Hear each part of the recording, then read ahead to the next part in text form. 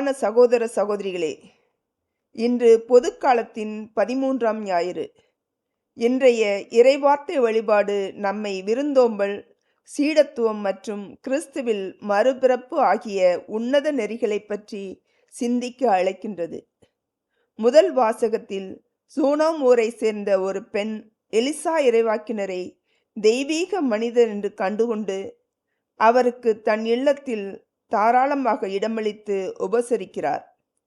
இந்த அன்பான விருந்தோம்பலின் பிரதிபலனாக குழந்தை பேறு இல்லாத அந்த பெண்ணிற்கு ஒரு மகன் பிறப்பான் என்ற இறைவாக்கினரின் அற்புதம் நிறைந்த ஆசீர்வாதம் கிடைக்கிறது. இரண்டாம் வாசகத்தில் திருத்தூதர் பவுல் தமது திருமுழுக்கின் ஆழமான அர்த்தத்தை நினைவூட்டுகிறார். நாம் திருமுழுக்கின் வழியாக கிறிஸ்துவோடு இணைந்து பாவத்திற்கு இறந்து அவரோடு புதியதொரு வாழ்வு வாழ உயிர்த்தெழுந்திருக்கிறோம் என்பதை எடுத்துரைக்கிறார். நற்செய்தி வாசகத்தில் இயேசு தம்மை பின்பற்றி வரும் சீடருக்குரிய தகுதியை தெளிவுபடுத்துகிறார். தன் சிலுவையை தூக்கி கொண்டு என்னை பின்பற்றாதவர் எனக்கு தகுதியற்றவர் என்று கூறும் அதே வேளையில் தம்மீதுள்ள அன்பினால் இறைவனின் தூதர்களை வரவேற்று ஒரு சீடருக்கு ஒரு கிண்ணம் குளிர்ந்த நீர் கொடுப்பவர் கூட தன் கைமாற இழக்க மாட்டார் என்று விருந்தோம்பலின் முக்கியத்துவத்தை உறுதிப்படுத்துகிறார். நாம் மற்றவர்களிடம் காட்டும் தூய்மையான அன்பும் உபசரிப்பும் இறைவனுக்கே செய்யும் பணிவிடை என்பதை உணர்ந்து இந்த திருப்பலியில் தகுதியோடு பங்கேற்போம்.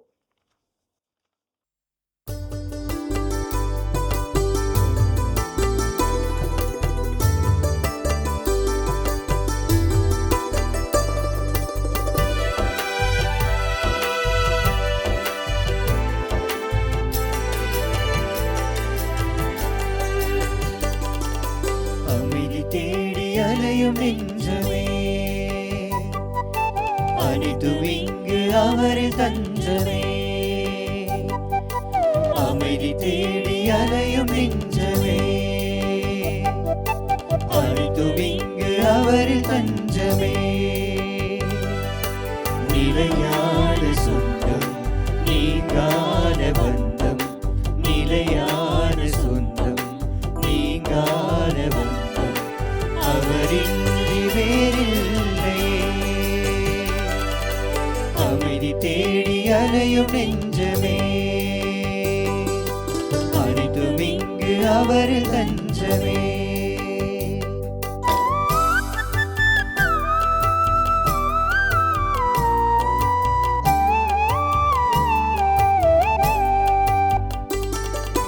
போற்றுவேன் என் தேவனை, பரிசாற்றுவேன் என் நாதனை என்னாலுமே என் வாழ்விலே. போற்றுவேன் என் தேவனை, பரிசாற்றுவேன் என் நாதனை என்னாலுமே என் வாழ்விலே. காடு மேடு பள்ளம் என்று கால்கள் சோர்ந்து அலைந்த ஆடு நாடுதே அது தேடுதே. காடு மேடு பள்ளம் என்று கால்கள் சோர்ந்து அலைந்த ஆடு நாடுதே அது தேடுதே. அமைதி தேடி அலையும் நெஞ்சமே அனைத்தும் இங்கு அவரில் தஞ்சமே.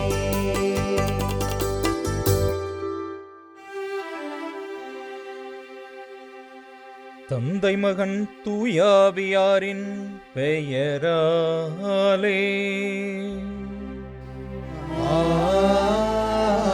ஆமென். நம் ஆண்டவராகிய இயேசு கிறிஸ்துவின் அருளும் கடவுளின் அன்பும் தூயாவியாரின் நட்புறவும் உங்கள் அனைவரோடும் இருப்பதாக. உம் ஆன்மாவோடும் இருப்பதாக.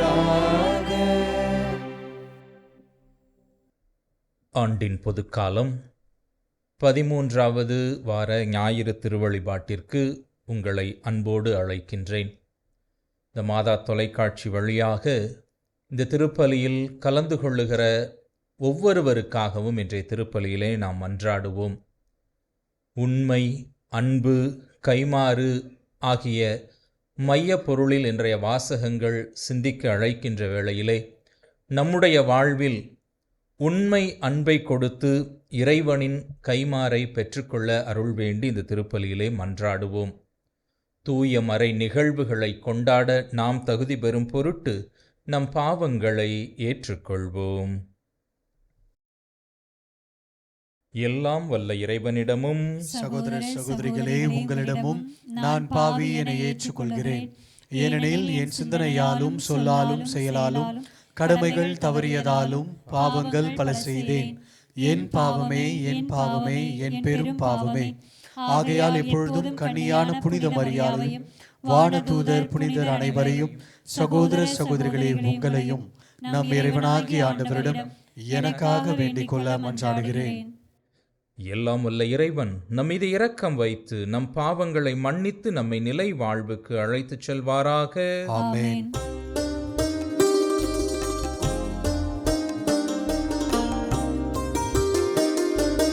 ஆண்டவரே இரக்கமாயிரும். ஆண்டவரே இரக்கமாயிரும். கிறிஸ்துவே இரக்கமாயிரும். கிறிஸ்துவே இரக்கமாயிரும். ஆண்டவரே இரக்கமாயிரும். ஆண்டவரே இரக்கமாயிரும்.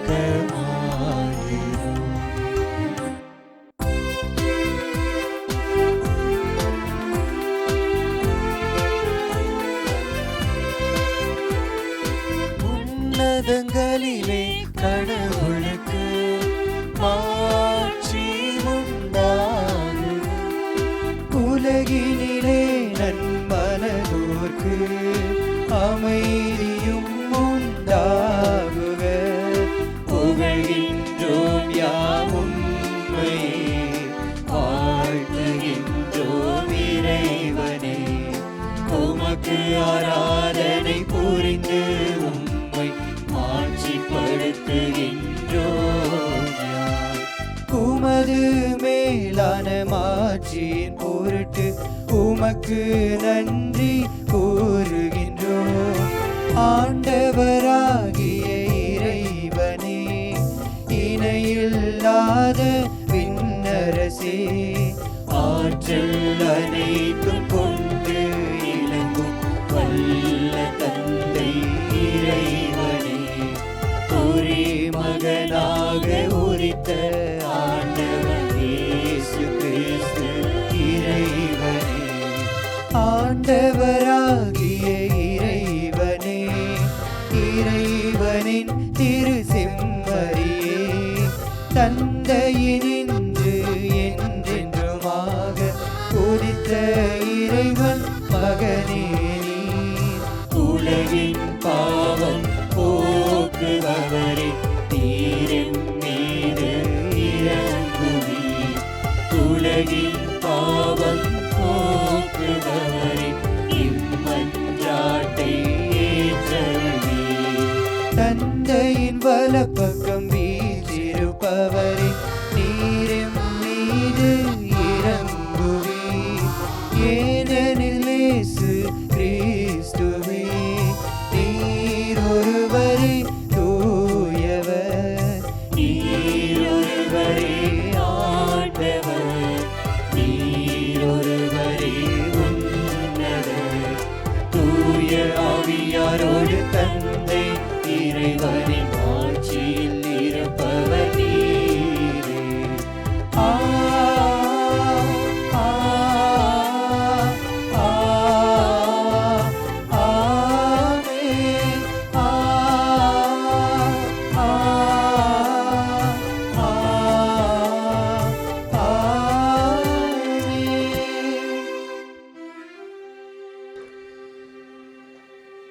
மன்றாடுவோமாக.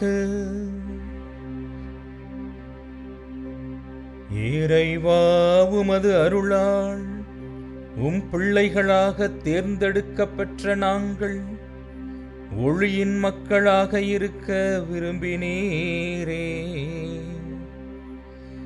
அதனால் நாங்கள் தவறு எனும் இருளில் சிக்கிக் கொள்ளாமல் உண்மையின் பேரொளியில் என்றும் சிறந்து விளங்க அருள் புரிவீராக. உம்மோடு தூய ஆவியாரின் ஒன்றிப்பில் இறைவனாய் என்றென்றும் வாழ்ந்து ஆட்சி செய்கிற அவர் வழியாக உம்மை மன்றாடுகிறோம்.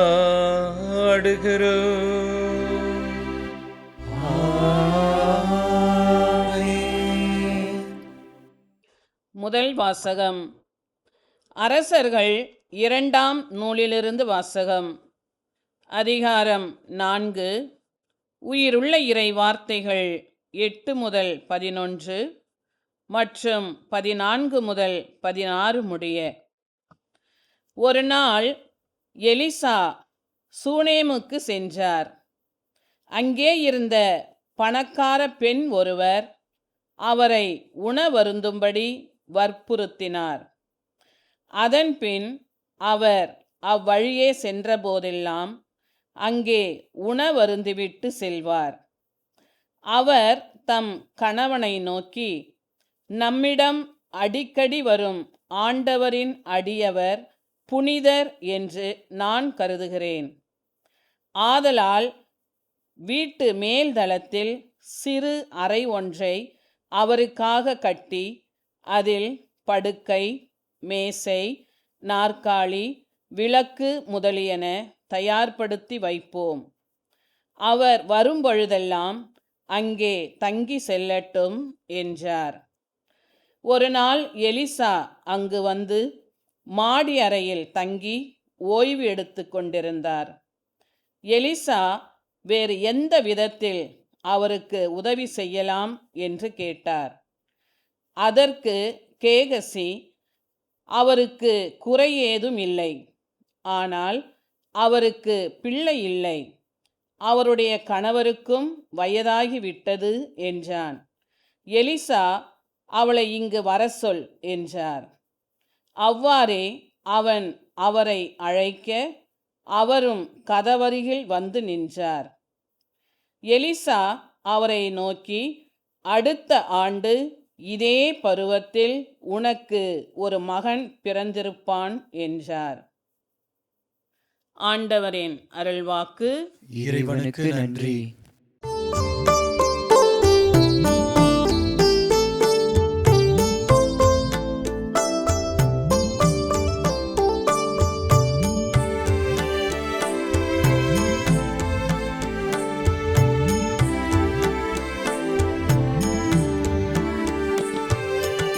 ஆண்டவரின் பேரன்பை பற்றி நான் என்றும் பாடுவேன். ஆண்டவரின் பேரன்பை பற்றி நான் என்றும் பாடுவேன். ஆண்டவரின் பேரன்பை பற்றி நான் என்றும்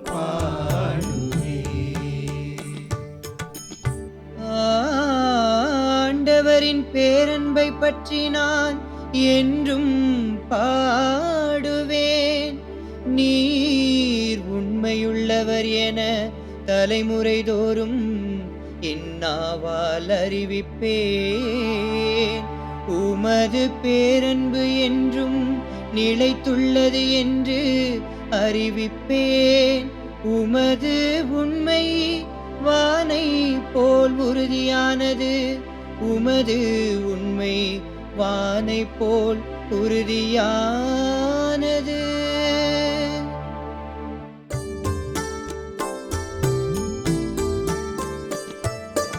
ஆண்டவரின் பேரன்பை பற்றி நான் என்றும் பாடுவேன். ஆண்டவரின் பேரன்பை பற்றி நான் என்றும் பாடுவேன்.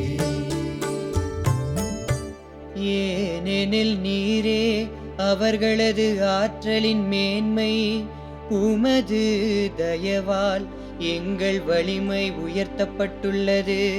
நம் கேடயம் ஆண்டவருக்கு உரியது. நம் அரசர் இஸ்ரவேலின் தூயவருக்கு உரியவர்.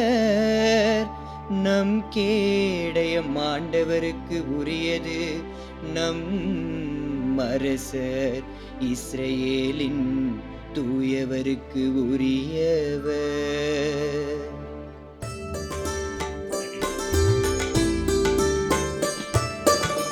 ஆண்டவரின் பேரன்பை பற்றி நான் என்றும் பாடுவேன்.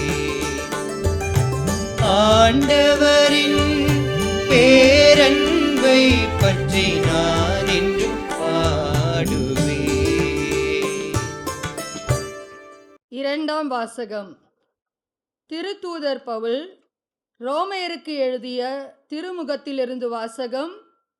இயல் 6, இறை சொற்றொடர்கள் 3-4 மற்றும் 8-11 வரை. சகோதர சகோதரிகளே, திருமுழுக்கினால் கிறிஸ்து இயேசுவோடு இணைந்திருக்கும் நாம் அனைவரும் அவருடைய சாவிலும் அவரோடு இணைந்திருக்கின்றோம் என்பது உங்களுக்கு தெரியாதா? இறந்த கிறிஸ்துவை மாட்சிமிகு தந்தை உயிர்த்தெழ செய்தார். அவ்வாறு நாமும் புது வாழ்வு பெற்றவர்களாய் வாழும்படி திருமுழுக்கின் வழியாய் அவரோடு அடக்கம் செய்யப்பட்டோம். கிறிஸ்துவோடு நாம் இறந்தோமாயின் அவரோடு வாழ்வோம் என்பதே நாம் கொண்டுள்ள நம்பிக்கை. இறந்து உயிருடன் எழுப்பப்பட்ட கிறிஸ்து இனிமேல் இறக்க மாட்டார். இனி அவர் சாவின் ஆட்சிக்கு உட்பட்டவர் அல்ல என நாம் அறிந்திருக்கின்றோம். அவர் இறந்தார், பாவத்தை ஒழிக்க ஒரே ஒரு முறை இறந்தார். இப்பொழுது அவர் வாழ்கிறார். அவர் கடவுளுக்காகவே வாழ்கிறார். அவ்வாறே நீங்களும் பாவ வாழ்க்கையை பொறுத்தமட்டில் இறந்தவர்கள். கிறிஸ்து இயேசுவோடு இணைந்து கடவுளுக்காக வாழ்கிறவர்கள் என்பதை எண்ணிக்கொள்ளுங்கள். ஆண்டவரின் அருள்வாக்கு. இறைவனுக்கு நன்றி.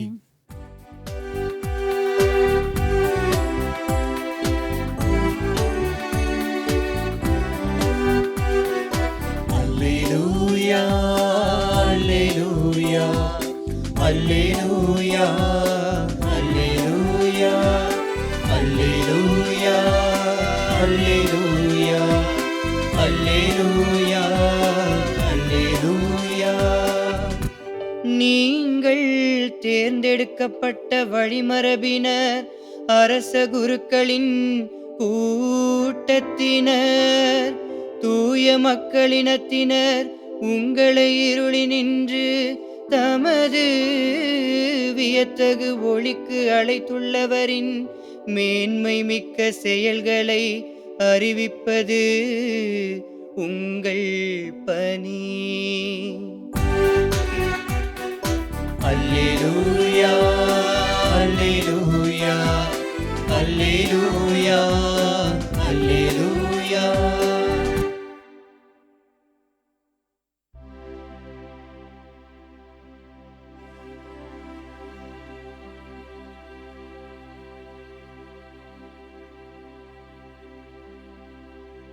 ஆண்டவர் உங்களோடு இருப்பாராக. உம் ஆன்மாவோடும் இருப்பாராக. மத்தேயு எழுதிய தூய நற்செய்தியிலிருந்து வாசகம். ஆண்டவரே, மாட்சி உமக்கே.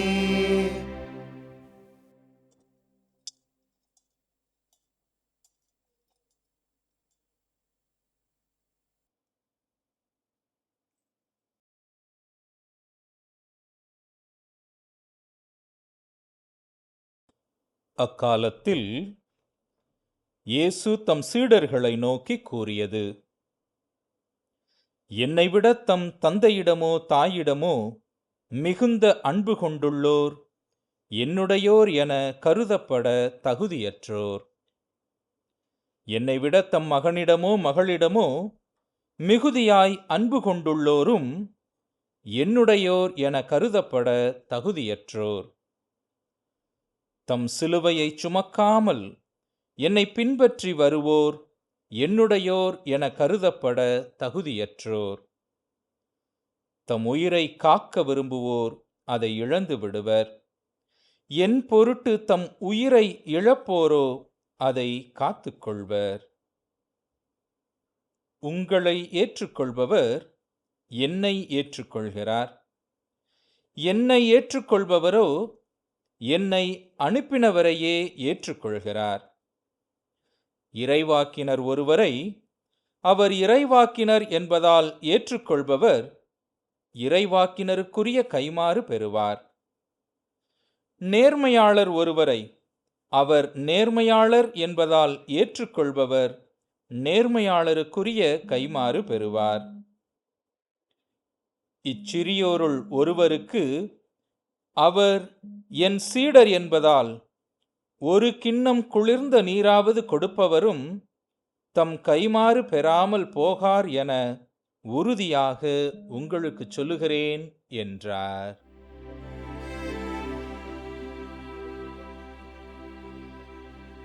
ஆண்டவரின் அருள்வாக்கு. கிறிஸ்துவே உமக்கு புகழ்.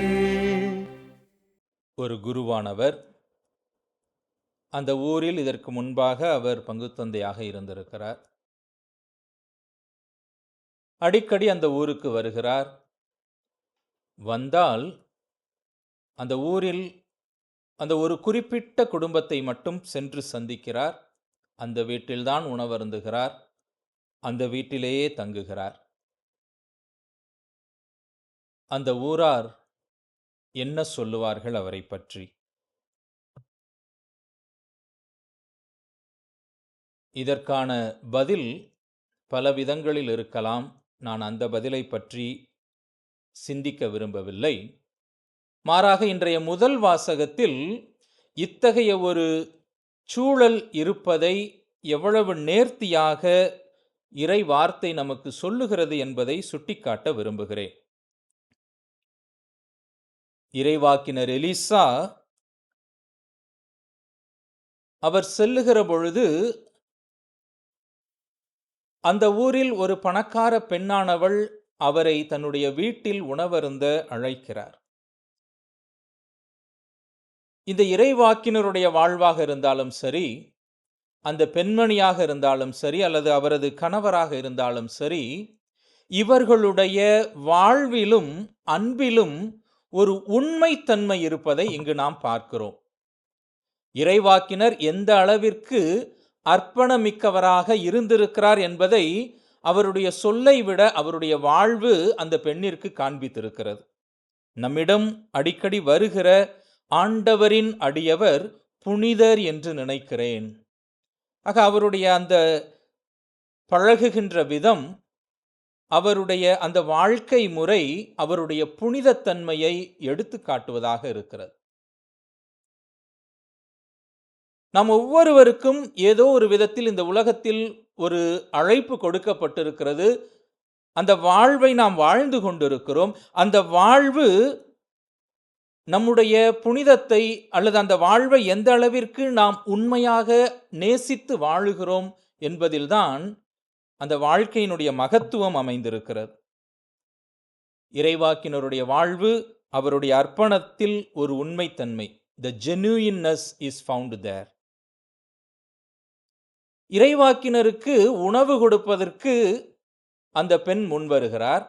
நிச்சயமா அவங்க வீட்டுக்கார்ட்ட முதலே கேட்டிருப்பாங்க, இப்படி ஒரு ஒருத்தர் வருகிறார், ஆண்டவரின் அடியவர் வருகிறார், அவருக்கு உணவு கொடுக்கணும்னு முதலே பெர்மிஷன் வாங்கியிருந்திருப்பாங்களா இருக்கும்.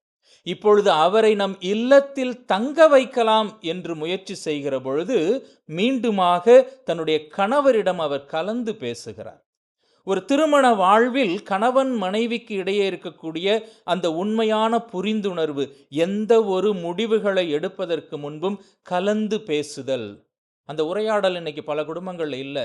நான் தான் சம்பாதிக்கிறேன், நான் தான் தலைவன், நான் சொல்வதுதான் இங்கு சட்டம், நான் சொல்வதுதான் முடிவு, உங்கள் அபிப்பிராயத்தை, உங்கள் ஒப்பீனியன் நான் கேட்க வேண்டும் என்கிற அவசியம் இல்லை என்கிற அந்த ஒரு ஆணவத்தன்மை பல குடும்பங்களில் இருப்பதை நாம் பார்க்க முடிகிறது.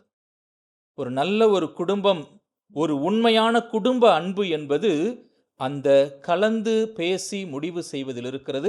அதையும் இந்த முதல் வாசகத்தின் குடும்பம் நமக்கு அழகாக காட்டுகிறது.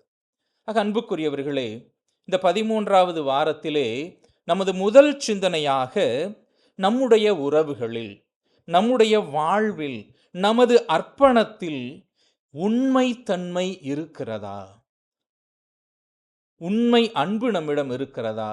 உண்மையாக நாம் கடமையோடு செயல்படுகிறோமா? உண்மையான அர்ப்பணத்தில் நாம் நிலைத்திருக்கிறோமா என்பது நமது முதல் சிந்தனை. இன்னைக்கு சமூக ஊடகங்களில் பல பதிவுகளை நாம் ஏற்றுகிறோம், பல பதிவுகளை ஷேர் செய்கிறோம், ஃபார்வர்ட் செய்கிறோம்.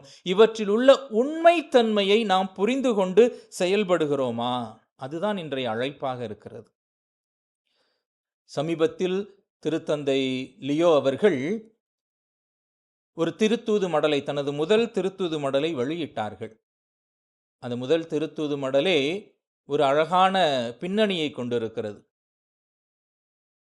1891 13ஆம் லியோ அவர்கள் அன்றைய வாழ்வின் தேவைக்காக ஒரு சமூக மடலை வெளியிடுகிறார், ரேரும் நொவாரும் என்று.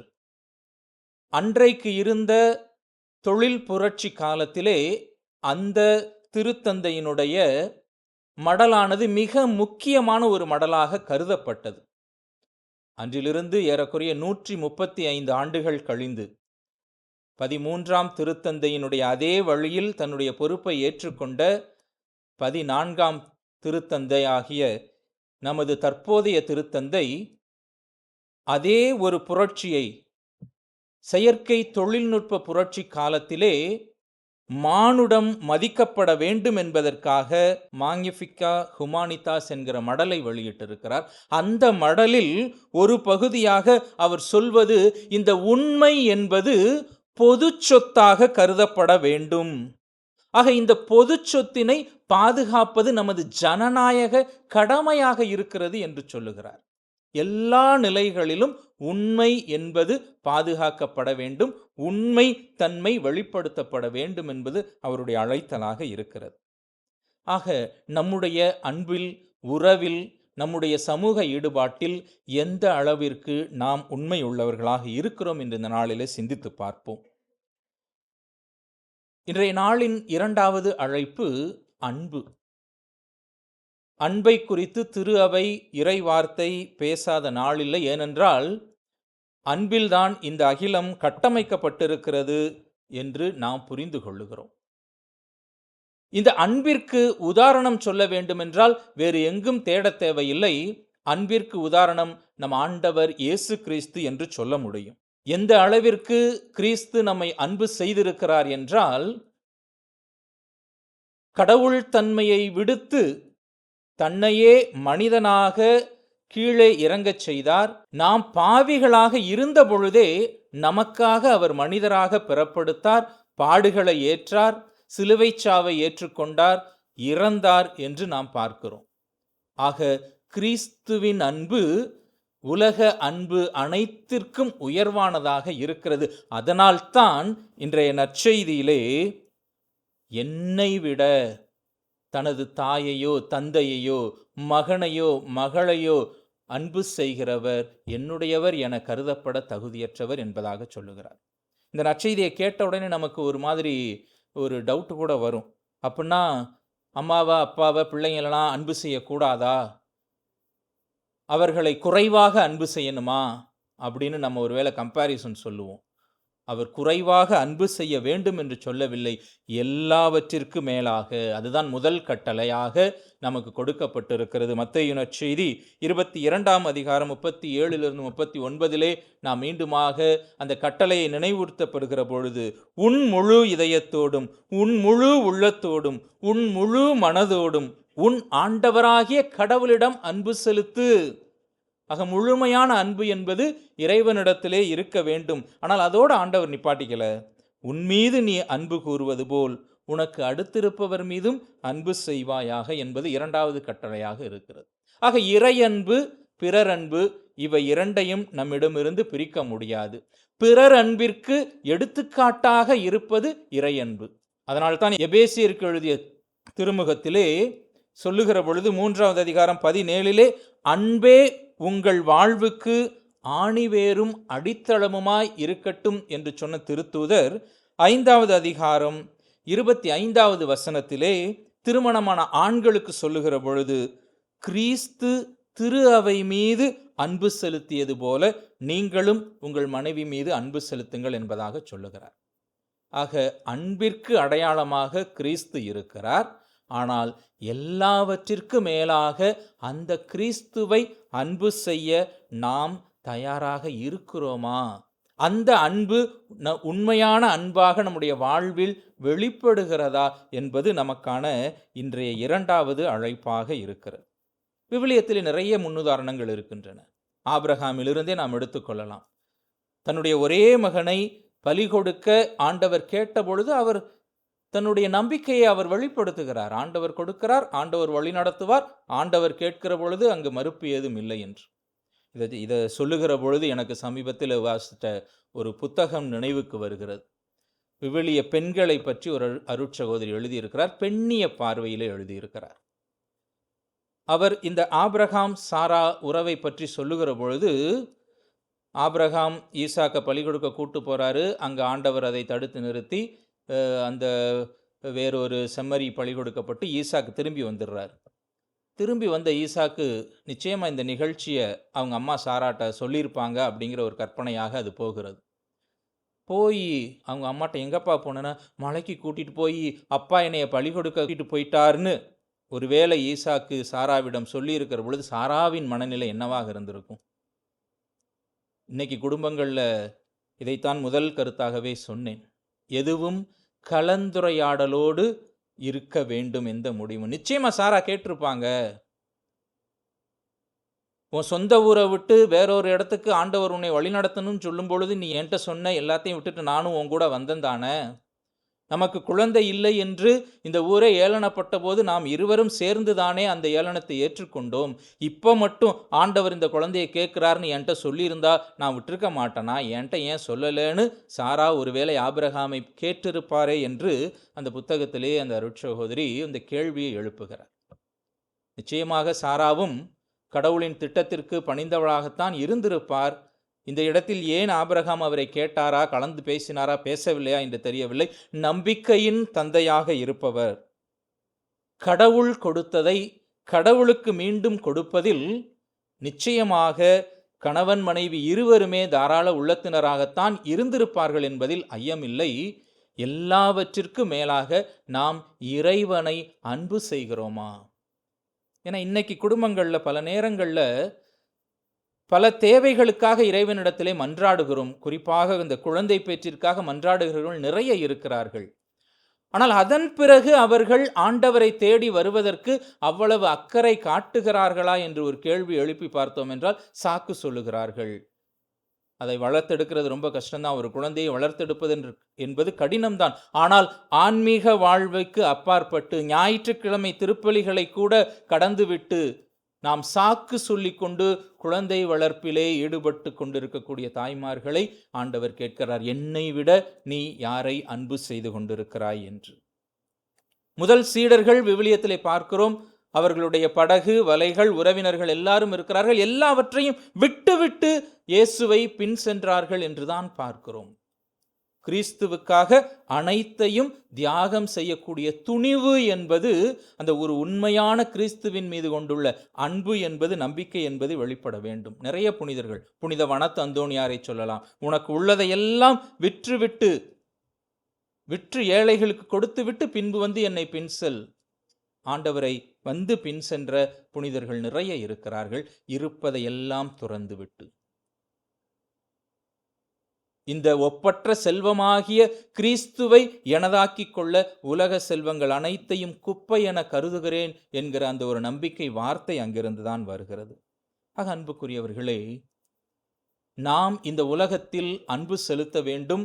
அந்த அன்பிற்கு முன்னுதாரணம் கிறிஸ்துவாக இருக்கிறார் என்றால், அனைத்திற்கு மேலாக இந்த கிறிஸ்துவை, நம்மை அழைத்த, நம்மை படைத்த ஆண்டவரை நம்மால் அன்பு செய்ய முடிகிறதா? மக்கபேயர் 2ஆம் புத்தகத்திலே ஒரு அன்னையினுடைய வார்த்தை நமக்கு இன்னும் நம்முடைய நம்பிக்கையை உறுதிப்படுத்துவதாக இருக்கிறது. 2ஆம் புத்தகம் 7வது அதிகாரம் 22, 23 நாம் பார்க்கிறோம். 6 புதல்வர்கள் கொல்லப்பட்டிருக்கிறார்கள். அப்பொழுது அந்த தாயானவள் சொல்லுகிறார், நீங்கள் என் வயிற்றில் எவ்வாறு உருவானீர்கள் என்று நான் அறியேன். உங்களுக்கு உயிரும் மூச்சும் அளித்தது நான் அல்ல, உங்களுடைய உள்ளுறுப்புகளை ஒன்று சேர்த்ததும் நான் அல்ல, உலகை படைத்தவரே மனித இனத்தையும் உருவாக்கியிருக்கிறார். எல்லா பொருட்களையும் உண்டாக்கியவர் அவரே. உங்களுக்கு உயிரையும் மூச்சையும் மீண்டும் அவர் கொடுப்பார் என்று தன்னுடைய பிள்ளைகளுக்கு உறுதி சொல்லுகிறார். 6 பிள்ளைகளை இழந்த பிறகு 7வது குழந்தைக்கும் அதே உறுதியை தரக்கூடிய ஒரு தாயாக இருக்கிறார். நம்முடைய இறைப்பற்று என்பது நம்முடைய வாழ்வில் இந்த அளவிற்கு உண்மையுள்ளதாக வெளிப்படுகிறதா? ஏன்னா பல நேரங்களில் நம்ம கிறிஸ்தவர்கள் என்கிற அடையாளங்களையே அழிச்சுக்கிட்டு வாழ முயற்சிக்கிறோம். பல்வேறு காரணங்களுக்காக இந்த உலகத்தில் நம்முடைய கிறிஸ்தவ அடையாளங்களை மறைத்து கொள்ளுகிறோம். கிறிஸ்தவர் அப்படிங்கிறத சொல்றதையே எல்லா இடத்துலையும் வெளிப்படுத்தக்கூட இன்னைக்கு நம்ம விரும்ப தயாராக இல்லை. நமக்கு இறைவன் இந்த இடத்திலே ஒரு கேள்வியை எழுப்புகிறார். Are we ready to profess our faith at all times, at any cost? இறைவன் மீது நாம் கொண்டுள்ள அன்பை, நம்பிக்கையை உண்மையாக வெளிப்படுத்த நாம் தயாராக இருக்கிறோமா? அந்த தயாராக இருக்கிறோம் என்றால் ஏதோ மிகப்பெரிய மறைசாட்சி சாவைத்தான் ஏற்றுக்கொள்ள வேண்டும் என்பது அல்ல. அது சாவதாக இருந்தாலும் அது நமக்கு மீண்டும் வாழ்வாகத்தான் இருக்கிறது என்பதை இன்றைய 2ஆம் வாசகத்திலே நாம் அழகாக பார்க்கிறோம். கிறிஸ்து ஒரு முறை இறந்தார், அவர் இனி இறக்கப் போவதில்லை. அவரில் நம்பிக்கை கொள்ளுகிற யாரும் ஒரு முறை இறந்து நாம் உயிர்த்து விட்டால் நமக்கு இறப்பு இல்லை. ஆனால் எதற்கு நாம் இறக்க வேண்டும் என்றால் பாவத்திற்கு இறக்க வேண்டும். ஆக மிகப்பெரிய சாட்சிய வாழ்வு, மறைசாட்சிய வாழ்வு என்றில்லை. அன்றாட வாழ்வுகளில், அன்றாட வாழ்க்கை சூழலில், அன்றாட முடிவுகளில் நாம் எதை தேர்ந்தெடுக்கிறோம்? உண்மையை தேர்ந்தெடுக்கிறோமா? உண்மை அன்பை தேர்ந்தெடுத்திருக்கிறோமா? உண்மை அர்ப்பணத்தை தேர்ந்தெடுத்திருக்கிறோமா? அல்லது சமரசம் செய்து கொள்ளுகிறோமா? இது ஒன்றும் பிரச்சனை இல்லை அப்படின்னு ஒருத்தர் 2 பேர் வர்றாங்க, குருவானவர்கிட்ட சொல்கிறாங்க. ஒருத்தர் சொல்லுகிறார், நான் மிகப்பெரிய கனமான ஒரு பாவம் செய்து விட்டேன், எனக்கு அதிலிருந்து மன்னிப்பு வேண்டும் கேட்குறாரு. உடனே குருவானவர் சொல்லுவார், சரி ஓகே, அதுக்கு முன்னாடி நீ பக்கத்தில் இருக்க ஆற்றுல போய் நீ செய்த பாவத்தின் அடையாளமாக ஒரு பெரிய கல்லை தூக்கிட்டு வா, எத்தனை கனமான பாவம் செஞ்சுருக்கியோ அத்தனை கனமான பெரிய கல்லை எடுத்துகிட்டு வான். இன்னொருத்தர் சொல்கிறாரு, ஐயா நான் அது மாதிரி ரொம்ப பெரிய தவறுகள்லாம் செய்யலை, நான் சின்ன சின்ன தவறுகள் அப்பப்போ செஞ்சுருக்கிறேன், அது ரொம்ப பெருசாலாம் நான் எதுவும் செய்யலை அப்படின்னு சொல்கிறார். உடனே அவர்கிட்டையும் சொல்கிறார், நீ ஆத்தங்கரைக்கு போ, நீ சின்ன சின்ன தவறுகள் தானே செஞ்சுருக்கிற, சிறு சிறு கற்களாக உன்னுடைய தவறுகளுக்கு ஏற்றாற்போல் எடுத்துகிட்டு வா அப்படின்னு சொல்கிறார். உடனே அவரும் ஒரு மூடையில், சாக்கு மூடையில் தூக்கிட்டு வர்றாரு, இவரும் ஒரு சாக்கில் கொஞ்சம் பெரிய கல் 2-3 கல் எடுத்துகிட்டு வர்றார். இருவருக்கும் பாவ மன்னிப்பு அளித்த பிறகு குருவானவர் சொல்லுகிறார், ஓகே, இப்போ நீங்கள் எல்லாம் போய் நீங்கள் எடுத்த கல்லை அந்தந்த இடத்துல வச்சுட்டு வாங்க அப்படின்னு. பெரிய கல் கொண்டு வந்தவருக்கு அது ரொம்ப பெரிய கஷ்டமாக இல்லை. எங்கே எடுத்தோம்னு அவருக்கு நல்லாவே தெரிஞ்சது. 2 கல் 3 கல் ஆங்காங்கே போய் வச்சுட்டார். ஆனால் சின்ன கல்லை சாக்கு நிறையா அள்ளிட்டு வந்தவருக்கு ஒரே ஷாக். ஏன்னா எங்கே எடுத்தேன்னு எனக்கு எப்படி தெரியும்? கிறிஸ்துவில் அன்புக்குரியவர்களே, சிறிய தவறுகள் தானே என்று நாம் கண்டுகொள்ளாமல் அல்லது நாம் சமரசம் செய்து கொண்டு அவற்றை ஏற்றுக்கொண்டு இதெல்லாம் தவறுகள், பெரிய தவறு இல்லை என்று நாம் சமரசம் செய்கிற பொழுது எந்தெந்த இடத்தில் யார் யாரையெல்லாம் காயப்படுத்தி இருக்கிறோம், குற்றப்படுத்தி இருக்கிறோம், யார் யாருடைய உறவுகளை இழந்திருக்கிறோம் என்றே நமக்கு தெரியாமல் போகிறது. அதை சரி செய்வதற்கு கூட நம்மால் தெரியாமல் போய்விடும். அதையும் திருத்தந்தை அவர்கள் தன்னுடைய சமீபத்திய முதல் திருத்தூது மடலில் மிக அழகாக சொல்லி இருக்கிறார். இந்த அன்பை பற்றி சொல்லுகிற பொழுது 2 ஒப்பீடுகளை சொல்லுகிறார். பாபேல் கோபுரம், எருசலேம் மதில் சீரமைப்பு. பாபேல் கோபுரத்தை கட்டுகிற பொழுது தொடக்க நூல் 11வது அதிகாரம் 1 நாம் பார்க்கிறோம். பாபேல் கோபுரம் கட்டப்பட்ட பொழுது அது மனிதரின் செருக்கை வெளிப்படுத்துவதாக இருந்தது. நாம் வானளவிற்கு உயர கோபுரம் கட்டி வானத்திற்கே ஒரு பாலமாக இருப்போம், கடவுளை சென்றடையக்கூடிய பாலத்தை அமைப்போம். இறைவனை புறந்தள்ளிய ஒரு தொழில்நுட்ப வளர்ச்சி என்பது பாபேல் கோபுர வளர்ச்சியாக இருக்கிறது. இறைவனை புறந்தள்ளிவிட்டு தொழில்நுட்பத்தின் மீது மட்டும் நம்பிக்கை கொள்ளுகிற ஒரு வளர்ச்சி. அதனால் அந்த கோபுரம் தவிடுபொடியாக்கப்படுகிறது என்று பார்க்கிறோம். ஆனால் எருசலேம் மதில் சீரமைப்பு நெகேமியா புத்தகத்திலே பார்க்கிறோம். இடிந்து போன அந்த எருசலேம் மதில்களை சீரமைக்கிற பொழுது இறைவனுடைய அருட்துணை அங்கே இருக்கிறது. சமூகம் ஒன்று கூட்டப்படுகிறது. பெரியவர்கள் முதல் இளைஞர்கள் முதல் குழந்தைகள் முதல் ஒவ்வொருவருக்கும் ஒரு பொறுப்பானது கொடுக்கப்படுகிறது. அவர் தங்களுக்கு பணிக்கப்பட்ட கடமைகளை அவர்கள் உணர்ந்து செயலாற்றுகிறார்கள். அங்கு ஒரு கூட்டொருங்கிய திரு அவை கட்டி அமைக்கப்படுகிறது. அதைத்தான் சுட்டி காட்டுகிறார். இங்கு கட்டுமான பணிகள் நடக்கின்றன. ஆனால் எந்த கட்டுமான தளத்தில் நாம் இருக்கிறோம்? உண்மை அன்பை வெளிப்படுத்தக்கூடிய இந்த எருசலேம் மதில் சீரமைப்பு கட்டுமானத்தில் இருக்கிறோமா? அங்கு அன்பு பகிரப்படுகிறது, அங்கு கலந்துரையாடல் நிகழ்கிறது, ஒருவர் மற்றவரை ஏற்றுக்கொள்ளப்படுகிறார்கள். எல்லாவற்றிற்கும் மேலாக இறைவனுடைய வழிநடத்துதல் அங்கு இருக்கிறது. அல்லது பாபேல் கோபுர கட்டுமானத்தில் நாம் நிற்கிறோமா? அங்கே கடவுள் புறந்தள்ளிப்பட்டு நவீன தொழில்நுட்ப வளர்ச்சியும் புரட்சியும் மட்டுமே மேலோங்கி நிற்கிறது. அந்த கட்டுமான தளத்தில் நாம் இருக்கிறோமா? என்னை மையப்படுத்திய ஒரு வாழ்வா, இறைவனை மையப்படுத்திய ஒரு வாழ்வா என்கிற சிந்தனையை இறைவன் நம் உள்ளத்திலே கேள்வியை எழுப்புகிறார். இறைவனை மையப்படுத்தி இவர் இறைவனின் பணியாளர் என்பதற்காக இந்த சமூகத்தில் ஒருவர் மற்றவரை அன்பு செய்கிற பொழுது அதற்கு உரிய கைமாறும் நமக்கு உடனடியாக கிடைக்கும் என்கிற உறுதியையும் தருகிறார். முதல் வாசகத்திலே குழந்தை பேர் இல்லாதவருக்கு குழந்தை பாக்கியத்தை இறைவாக்கினர் அறிவிக்கின்றார். நற்செய்தி வாசகத்திலும் ஒரு கிண்ணம் குளிர்ந்த நீராவது கொடுப்பவர் அதற்குரிய கைமாறு பெறுகிறார் என்பதை ஆண்டவர் சொல்லுகிறார். ஆக நம்முடைய வாழ்வில் நமக்கு கிடைத்திருக்கிற எல்லாவற்றிற்காகவும் நன்றி செலுத்துவோம். ஏனென்றால் அது கடவுள் கொடுத்திருக்கக்கூடிய கொடை. அந்த நன்றியோடு சேர்த்து உண்மையாக நம்முடைய வாழ்வில் உள்ள எல்லோரையும் அன்பு செய்து வாழுவோம். எல்லாவற்றிற்கும் மேலாக இறை அன்பை நம்முடைய வாழ்வில் பிரதிபலித்து காட்டுவோம்.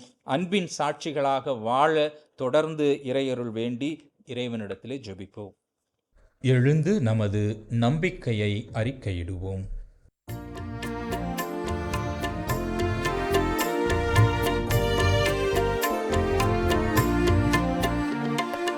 விண்ணையும் மண்ணையும் படைத்தவராம் கடவுள் ஒருவர் இருக்கின்றார்.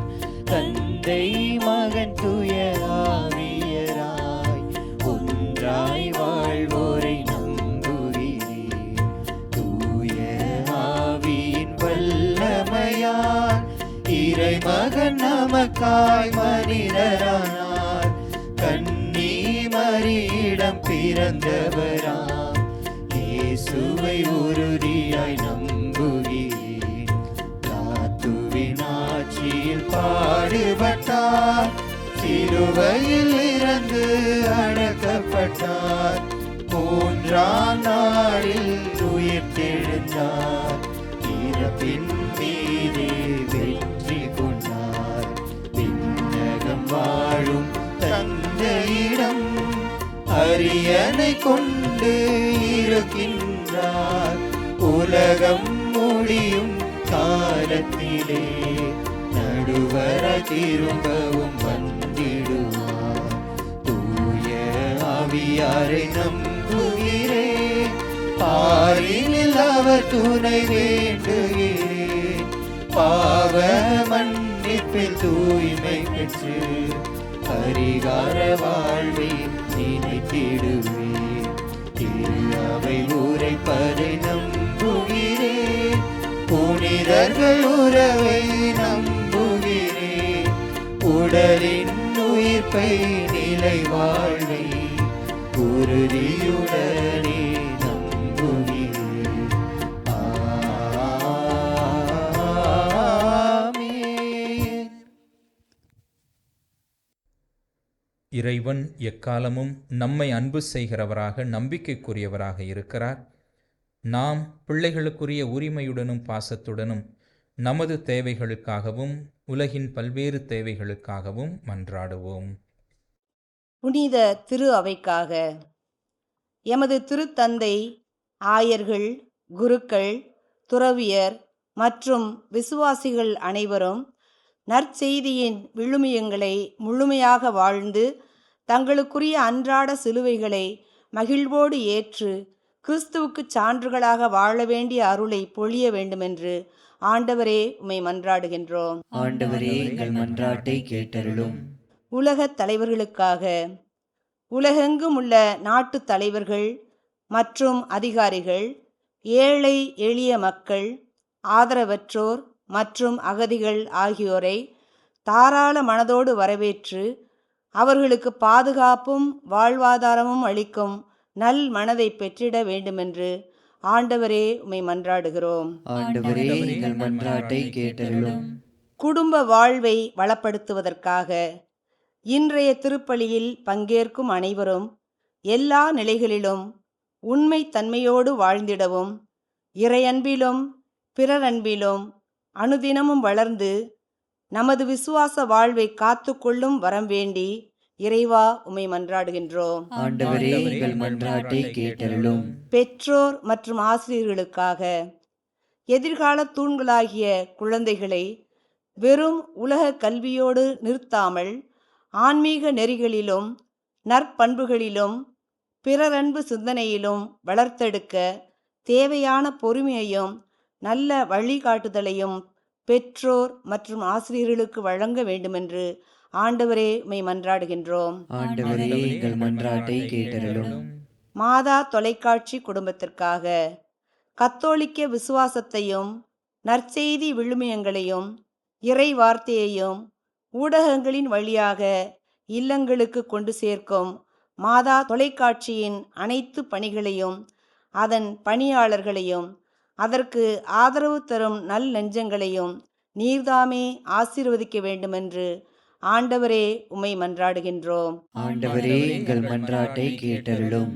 நம் ஒவ்வொருவருடைய தனிப்பட்ட தேவைகளுக்காகவும் அமைதியாக ஆண்டவரிடத்திலே மன்றாடுவோம். அன்பின் ஆண்டவரே, எங்களுடைய வாழ்வு இவ்வுலகின் பல்வேறு தேவைகளினால் அலைக்கழிக்கப்படுகிறது.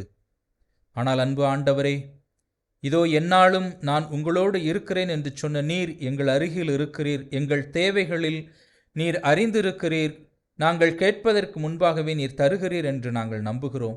இதோ நம்பிக்கையோடு நாங்கள் எழுப்பியிருக்கிற வேண்டுதல்களுக்கு கனிவுடன் செவிசாய்த்து எமது வாழ்வை உமதாக்க வேண்டுமாய் எங்கள் ஆண்டவரும் உம் திருமகனுமாகிய அதே இயேசு கிறிஸ்து வழியாக உம்மை மன்றாடுகிறோம். ஆமென்.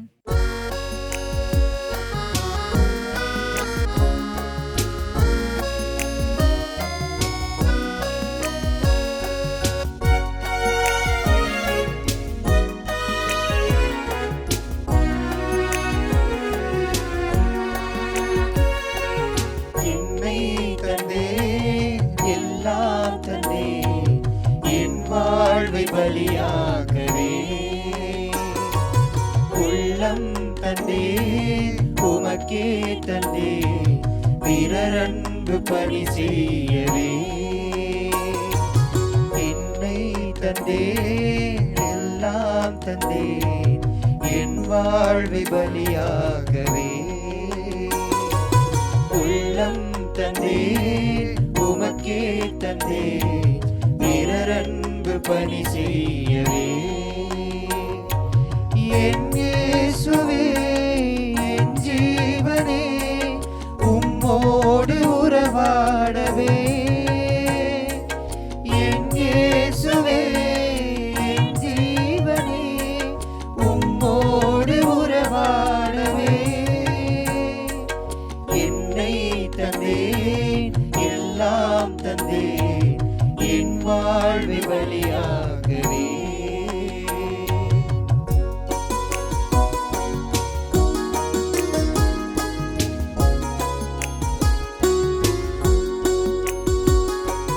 புகழோடு நான் வாழவில்லை, உம் புகழொன்றே எனக்கு போதும். அருள்வாழ்வில்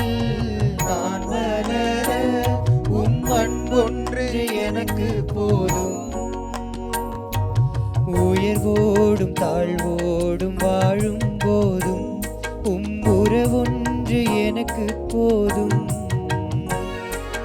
மகிழ்வோடும் துயரோடும் வாழும் போதும் கரமொன்றை என்னை தேற்றிடும். என்னை தந்தேன், எல்லாம் தந்தேன், என் வாழ்வை பலியாகவே. உள்ளம் தந்தேன், உமக்கே தந்தேன், பிறர் அன்பு பணி செய்யவே. அன்புமிக்க சகோதரிகளே, சகோதரர்களே, என்னுடையதும் உங்களுடையதுமான இப்பலி எல்லாம் வல்ல தந்தையாகிய இறைவனுக்கு ஏற்றதாகும்படி மன்றாடுங்கள். ஆண்டவர் தமது பெயரின் புகழ்ச்சிக்காகவும் மாட்சிக்காகவும் நமது நன்மைக்காகவும் புனித திரு அவையின் அனைத்து நலன்களுக்காகவும் உமது கையிலிருந்து இப்பலியை ஏற்றுக்கொள்வாராக. இறைவா, நீரே அருள் கூர்ந்து ஏற்பாடு செய்யும் மறை நிகழ்வுகள் எங்களுக்கு நற்பயன் அளிக்க உம்மை வேண்டுகின்றோம். அதனால் எங்கள் பணியின் புனித காணிக்கைகள் உமக்கு ஏற்றவையாயிருப்பனவாக. எங்கள் ஆண்டவராகிய கிறிஸ்து வழியாக உம்மை மன்றாடுகிறோம்.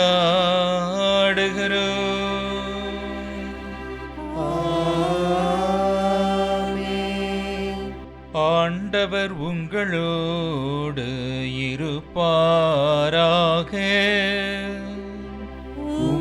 ஆன்மாவோடும் இருப்பாராக. இதயங்களை மேலே எழுப்புங்கள். ஆண்டவரிடம் எழுப்பியுள்ளோம். நம் இறைவனாகிய ஆண்டவருக்கு நன்றி கூறுவோம். அது தகுதியும் நீதியும் ஆனது. ஆண்டவரே, தூயவரான தந்தையே, என்றும் உள்ள எல்லாம் வல்ல இறைவா,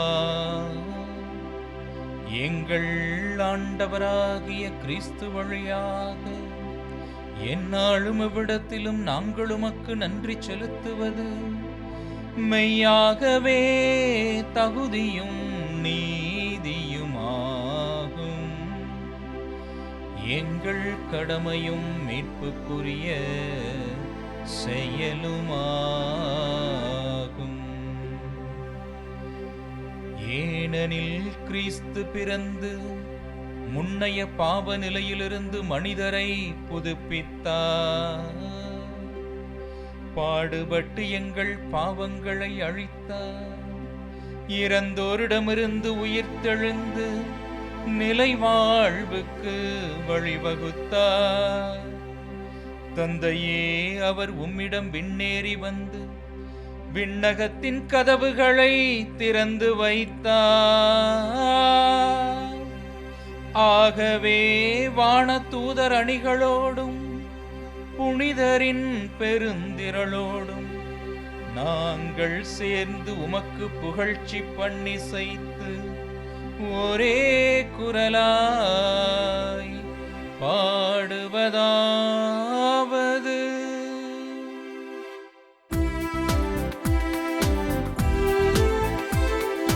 தூயவர் தூயவர் தூயவர் வான்படைகளின் கடவுளாம் ஆண்டவர். விண்ணகமும் மண்ணகமும் உமது மாட்சியால் நிறைந்துள்ளன. உன்னதங்களிலே ஓசன்னா, உன்னதங்களிலே ஓசன்னா. ஆண்டவர் பெயரால் வருகிறவர் ஆசி பெற்றவர். உன்னதங்களிலே ஓசன்னா, உன்னதங்களிலே ஓசன்னா. ஆண்டவரே, நீர் மெய்யாகவே தூயவர், தூய்மை அனைத்திற்கும் ஊற்று. ஆகவே உம்முடைய ஆவியை பொழிந்து இக்காணிக்கைகளை தூய்மைப்படுத்த உம்மை வேண்டுகிறோம். இவ்வாறு எங்கள் ஆண்டவர் இயேசு கிறிஸ்துவின் உடலும் இரத்தமுமாக எங்களுக்கு இவை மாறுவனவாக. அவர் பாடுபட உளம் கனிந்து தம்மை கையளித்த போது அப்பத்தை எடுத்து நன்றி செலுத்தி அதை பிட்டு தம் சீடருக்கு அளித்து அவர் கூறியதாவது: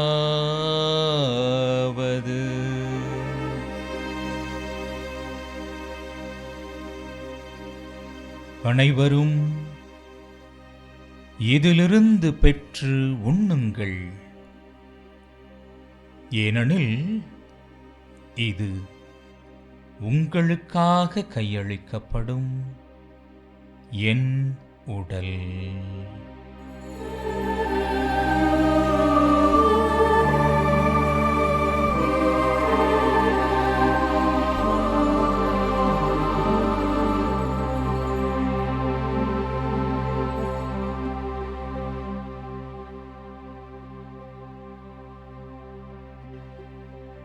அவ்வண்ணமே இரவு விருந்தை அருந்திய பின் கிண்ணத்தையும் எடுத்து மீண்டும் உமக்கு நன்றி கூறி தன் சீடருக்கு அளித்து அவர் கூறியதாவது: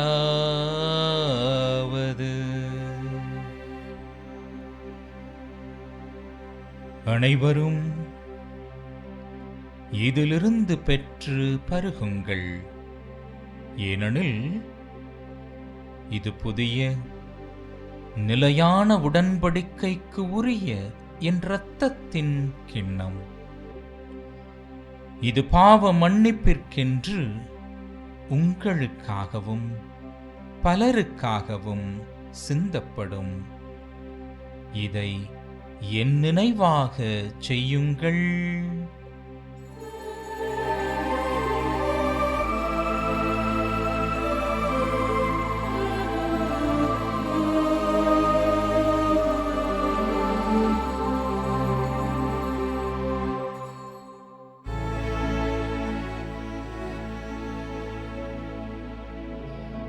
நம்பிக்கையின் மறைபொருள். ஆண்டவரே, நீர் வருமளவும் உமது இறப்பினை அறிக்கையிடுகின்றோம்,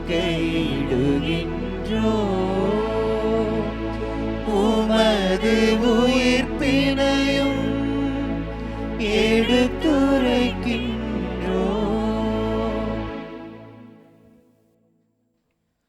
ஆகவே ஆண்டவரே, நாங்கள் கிறிஸ்துவின் இறப்பினையும் உயிர்ப்பினையும் நினைவு கூர்ந்து வாழ்வு தரும் அப்பத்தையும் மீட்பளிக்கும் கிண்ணத்தையும் உமக்கு ஒப்புக் கொடுக்கிறோம்.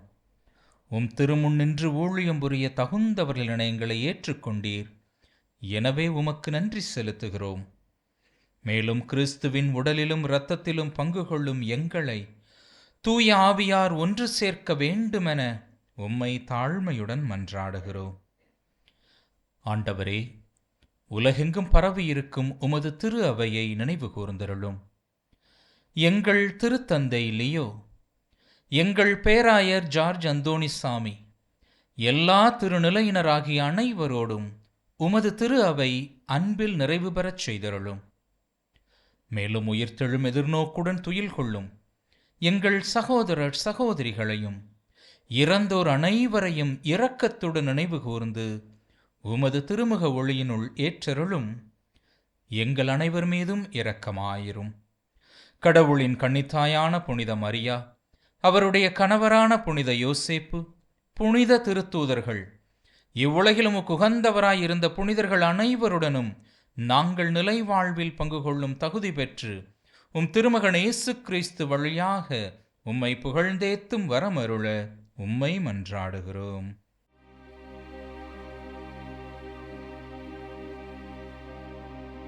இவர் வழியாக இவரோடு இவரில் எல்லாம் வல்ல இறைவனாகிய தந்தையே, தூய ஆவியாரின் ஒன்றிப்பில் எல்லா புகழும் ஆட்சியும் என்றென்றும் உமக்கு உரியதே.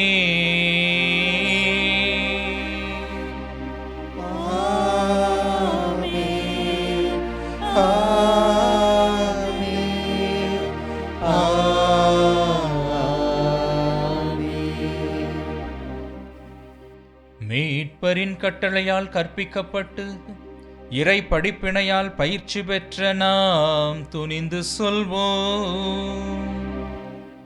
விண்ணுலகில் இருக்கின்ற எங்கள் தந்தையே, உமது பெயர் தூயது என போற்ற பெருக, உமது ஆட்சி வருக, உமது திருவுளம் விண்ணுலகில் நிறைவேறுவது போல மண்ணுலகிலும் நிறைவேறுக. எங்கள் அன்றாட உணவை இன்று எங்களுக்கு தாரும். எங்களுக்கு எதிராக குற்றம் செய்வோரே நாங்கள் மன்னிப்பது போல எங்கள் குற்றங்களை மன்னியும். எங்களை சோதனைக்கு உட்படுத்தாதேயும், தீமையிலிருந்து எங்களை விடுவித்தருளும். ஆண்டவரே, தீமை அனைத்திலும் இருந்து எங்களை விடுவித்து எங்கள் வாழ்நாளில் அமைதியை கனிவுடன் அருள உம்மை மன்றாடுகின்றோம். உமது இரக்கத்தின் உதவியால் நாங்கள் பாவத்திலிருந்து எப்போதும் விடுதலை பெற்று யாதொரு கலக்கமுமின்றி நலமாயிருப்போமாக. நாங்கள் எதிர்நோக்கி இருக்கும் பேரின்பத்திற்காகவும் எம் மீட்பராகிய இயேசு கிறிஸ்துவின் வருகைக்காகவும் காத்திருக்கின்றோம். ஏனெனில் ஆட்சியும் வல்லமையும் மாட்சியும் என்றென்றும் உமதே. ஆண்டவரே இயேசு கிறிஸ்துவே, அமைதியை உங்களுக்கு விட்டுச் செல்கிறேன், என் அமைதியையே உங்களுக்கு அளிக்கிறேன் என்று உம் திருத்தூதர்களுக்கு மொழிந்தீரே. எங்கள் பாவங்களை பாராமல் உமது திரு அவையின் நம்பிக்கையை கண்ணோக்கி உமது திருவுளத்திற்கேற்ப எங்களுக்கு அமைதியையும் ஒற்றுமையையும் அளித்தருள்வீராக. என்றென்றும் வாழ்ந்து ஆட்சி செய்கின்றவனீரே. ஆமென். ஆண்டவருடைய அமைதி உங்களோடு என்றும் இருப்பதாக. ஆன்மாவோடும் இருப்பதாக. ஒருவர் மற்றவரோடு அமைதியை பகிர்ந்து கொள்வோம்.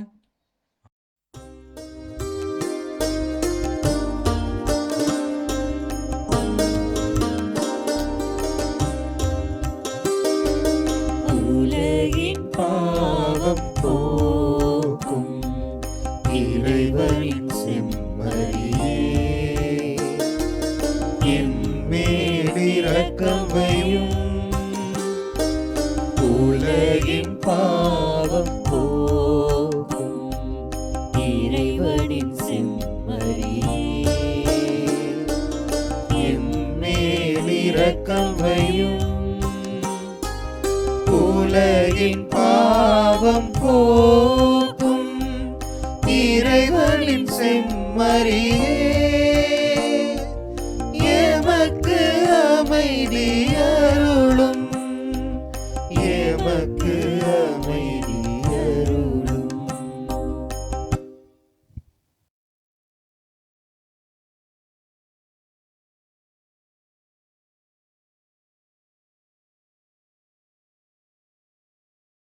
இதோ நம்மை உண்மையாகவே அன்பு செய்த இறைவனின் செம்மறி, இதோ உலகின் பாவங்களை போக்குகின்றவர். இந்த செம்மறியின் விருந்திற்கு அழைக்க பெற்றிருக்கிற நாம் பேறு பெற்றோர். ஆண்டவரே, நீர் இல்லத்தில் எழுந்தருள நான் தகுதியற்றவன். ஆனால் ஒரு வார்த்தை மட்டும் சொல்லியருளும், எனது ஆன்மா நலமடையும். கிறிஸ்துவின் திருவுடல் திரு ரத்தம் நம்மை காத்து நிலைவாழ்வழி.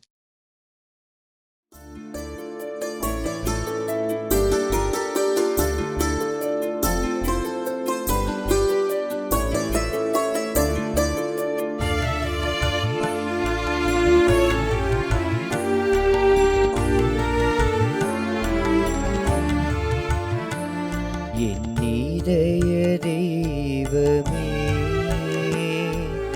என்னில் எழுந்து வா. என் இதய தெய்வமே, என்னில் எழுந்து வா. உன் உறவை எண்ணியே உள்ளம் ஏங்குதே. உயிரை எழுந்து வா, உயிரை எழுந்து வா. என் இதய தெய்வமே, என்னில் எழுந்து வா.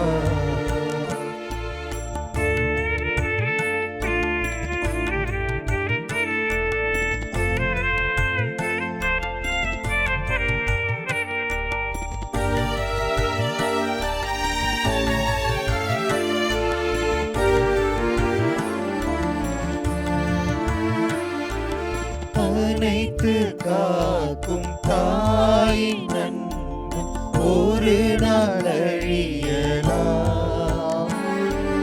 அறவழியில் நடத்தும் தந்தை அன்பும் அழியலாம்.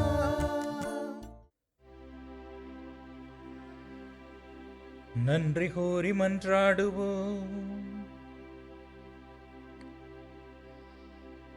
ஆண்டவரே,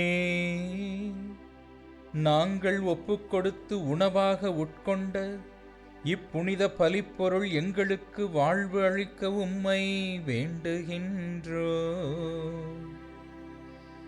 இவ்வாறு நாங்கள் முடிவில்லா அன்பினால் உம்முடன் ஒன்றிணைக்கப்பட்டு என்றும் நிலைத்திருக்கும் கனிதர அருள்வீராக. எங்கள் ஆண்டவராகிய கிறிஸ்து வழியாக உம்மை மன்றாடுகிறோம்.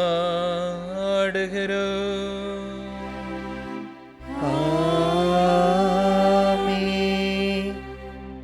ஆண்டவர் உங்களோடு இருப்பாராக. உம் ஆன்மாவோடும் இருப்பாராக.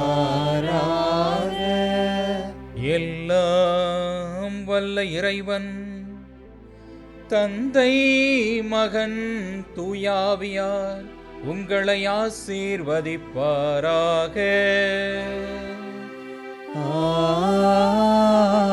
ஆமென். உண்மை அன்பில் நிலைத்திருக்க சென்று வாழுவோம். திருப்பலி நிறைவுற்றது. இறைவனுக்கு நன்றி.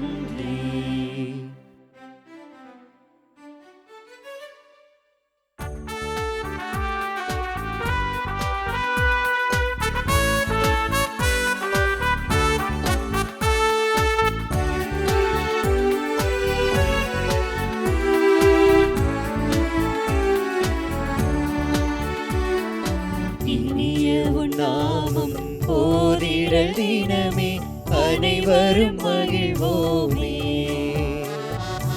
இனிய உன் நாமம் போதிடல் தினமே, அனைவரும் மகிழ்வோமே. தாயினும் மேலாம் தாயுமே நீயே, தமியோர் திரவியமே. தாயினும் மேலாம் தாயுமே நீயே, தமியோர் திரவியமே. இயேசுவுக்கே புகழ், இயேசுவுக்கே புகழ், இயேசுவுக்கே நன்றி, இயேசுவுக்கே நன்றி. மரியே வாழ்க. மரியே வாழ்க. தந்தை, மகன், தூய ஆவியாரின் பெயராலே ஆமென்.